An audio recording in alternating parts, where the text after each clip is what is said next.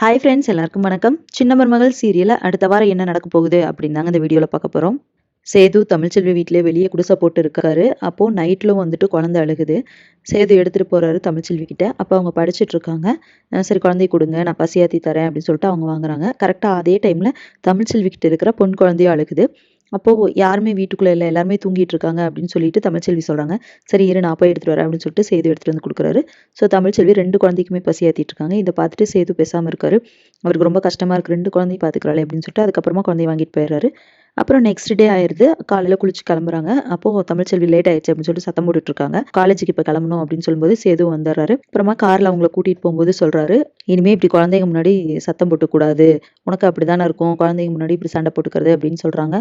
ஆமா சரி அப்படின்னு சொல்லிடுறாங்க தமிழ்ச்செல்வியும். அதுக்கப்புறமா 2 பேரும் போயிட்டு காலேஜுக்கு போயிடுறாங்க. காலேஜ்ல சேது குழந்தைய வச்சுட்டு இருக்காரு. அப்போ தமிழ்ச்செல்வி எக்ஸாம் எழுதிட்டு இருக்காங்க. இடையில வந்துட்டு ஆண் குழந்தை அழுகுது. தமிழ்ச்செல்வியோட அம்மா வந்துட்டு நீங்களே கொண்டு போய் கொடுங்க தம்பி அப்படின்னு சொல்றாங்க. சரி அப்படின்னு சொல்லிட்டு எக்ஸாம் ஹால்குள்ள சேதுவே குழந்தைய கொண்டு போய் கொடுக்குறாரு. அப்போ தமிழ்ச்செல்வி வந்துட்டு எக்ஸாம் எழுதிட்டே குழந்தைய பார்த்துக்கிறாங்க. அப்புறமா அவங்களோட பேப்பர்ஸ் எல்லாம் பறக்குது. அதெல்லாம் சேது எடுத்து கொடுக்குறாரு. அப்போ யோசிக்கிறாரு, குழந்தைய வச்சுட்டு எவ்வளோ கஷ்டப்பட்டு படிச்சுட்டு இருக்கா பாரு அப்படின்னு சொல்லிட்டு யோசிக்கிறாரு. அப்புறமா எக்ஸாம்லாம் எழுதி முடிச்சிடுறாங்க. வீட்டுக்கு வராங்க. வீட்டுக்கு வரும்போதும் தமிழ்ச்செல்வியோட அம்மா கிட்ட நல்லா பேசுறாரு. ஏன்னா அவங்க சொன்னாங்க இல்லையா, வாங்க போங்கன்னு பேசாதீங்க, எப்பவும் போலவே பேசுங்க அப்படின்னு சொன்னனால அவங்க கிட்ட நல்லாவே பேசுறாரு. வீட்டுக்கு வந்ததுக்கப்புறமா அவங்க கடை போடுவாங்கல்ல, எதுக்கு வெளியெல்லாம் வாங்கிட்டு இவங்க கடையிலேயே வாங்கி சாப்பிடலாம் அப்படின்னு சொல்லிட்டு காசு கொடுத்துட்டு சொல்றாரு. அப்போ தனம் கொண்டு வந்து அவங்களுக்கு சாப்பாடு கொடுக்குறாங்க. உட்காந்து பரிமாறிட்டு இருக்கும்போது சேது சாப்பிட்டுட்டு இருக்காரு. சரி சேதுவை பார்க்கலாம் அப்படின்னு சொல்லிட்டு ஈஸ்வரி, அப்புறமா ஐஸ்வர்யா, சித்ரா 3 பேர் வராங்க.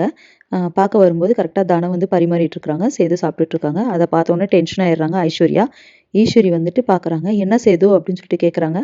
ஆமா குழந்தைக்காக நான் இங்கே இருக்கேன். இவங்க கடையில் காசு கொடுத்து நான் வாங்கி சாப்பிட்றேன் அப்படின்னு சொல்கிறாங்க. அதுக்காக இவங்க வீட்லையா சாப்பிடுவேன் அப்படின்னு சொல்லிட்டு ஈஸ்வரி கோவமா பேசுகிறாங்க.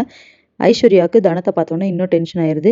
இவளையும் நமக்கு பிடிக்காது, இவ வந்துட்டு மாமாவுக்கு சாப்பாடு போட்டுட்டு இருக்காளா அப்படின்னு சொல்லிட்டு கோவமா பார்த்துட்டு இருக்காங்க. ஸோ இதுக்கப்புறம் என்ன நடக்க போகுது, குழந்தைக்காக சேது கொஞ்சமாவது மனசு மாறுவாரா? அப்படி மனசு மாறினாலும் அவர் தான் இன்னொரு கல்யாணம் பண்ணிட்டாரு. ஸோ சேதுவும் தமிழ்ச்செல்வியும் சேர்றதுக்கு இனி வாய்ப்பு இல்லை. ஸோ இதுக்கப்புறம் என்னெல்லாம் நடக்க போகுது அப்படிங்கிறத இனி வர்ற வீடியோவில் ஒன்றுனா பார்க்கலாம் ஃப்ரெண்ட்ஸ். அது வரைக்கும் வெயிட் பண்ணுங்க. நன்றி, வணக்கம்.